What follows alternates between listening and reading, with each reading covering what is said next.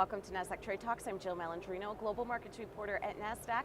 Joining me for this segment live at CES in Las Vegas, Nevada, we have Sheridan. He's the co-founder and CEO of Nasdaq-listed Navitas Semiconductor. Gene, it is great to have you with us. Welcome to Trade Talks. Thank you so much. Let's talk about electrifying our world, right? The future of it, but where does it stand right now? How much consumption are we using? We have a long way to go. Most people know that renewables, solar and wind, for example, are a small percentage. It's actually well below 20% of our energy supply. What people don't realize is the energy applications, the use of the energy, putting to work is the same thing. It's almost all fossil fuel based, over 80% fossil fuel, gas, oil, very inefficient, very wasteful, and obviously hurtful for the planet. That's a huge opportunity to move to electricity. It's been around for 100 years, but we haven't put it to work. And we make GaN chips, silicon carbide chips that make that electrical energy more reliable, more efficient, and allow that transition to happen faster. So in power electronics, it sounds like the legacy silicon chip is on its way out. There you go, exactly. It's run out of steam.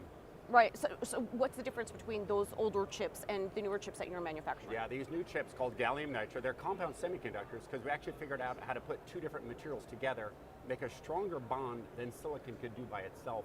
Stronger bond means handling higher power, higher voltage, and delivering that power, managing that power in a much more efficient way, up to 10 times faster switching, up to 3 times faster charging and higher power density, up to 40% more energy efficient. So it's a big deal in the world of electricity, which can only help electricity replace fossil fuels and make that transition we talked about. So you had mentioned efficiency. It sounds like this could be better for the climate as well. It's more carbon friendly, if you will? Exactly. You're going to burn less energy wherever it's coming from. Even if the original source is fossil fuels, we're going to use less energy, reduce that energy footprint, reduce that carbon footprint, but ultimately get away from fossil fuels completely and make electricity the answer from the source, solar and wind, all the way through to the electric applications, electric cars and electric everything.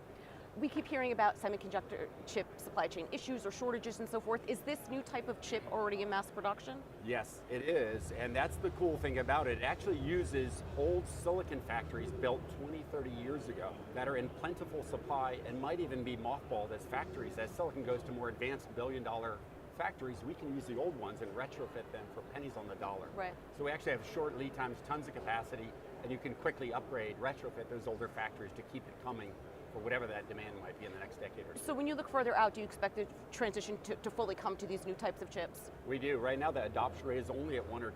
Right. We're in production, growing fast, but still tip of the iceberg. We've got 98% still to go. What types of companies or products are using your chips? Well, Tesla famously uses silicon carbide already in their electric vehicles, the entire lineup. Our silicon carbide chips are used with BYD, with LG Magna, with Mercedes-Benz, with Saab. Many companies already around the world, and again, it's just early adoption. Eventually they'll go into every car. All right, June, we appreciate the insight. Thanks for joining us on Trade Talks. Thank you. And thanks for joining me at CES. I'm Jill Malandrino, Global Markets Reporter at Nasdaq.